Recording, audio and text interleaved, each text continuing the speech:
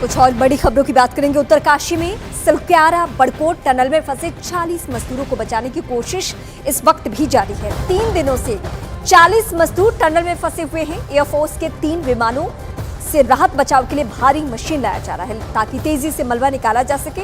Rescue machine के जरिए काम शुरू करने की कोशिश इस वक्त की जा रही है। अब नॉर्वे और थाईलैंड की विशेष टीमों की मदद भी ली जा रही है ताकि इन 40 मजदूरों को एक एक करके बाहर निकाला जा सके। रेस्क्यू टीम ने थाईलैंड की उस रेस्क्यू कंपनी से संपर्क साधा है जिससे थाईलैंड की गुफा में फंसे बच्चों को बाहर निकाला गया था। ये जो रविवार सवेरे 9 बजे की घटना है, इसमें 40 मजदूर ट्रैप्ड हैं और ये जो कोलैप्स हुआ है, टनल कोलैप्स, तकरीबन 40 मीटर का एरिया जो है वो अफेक्टेड है।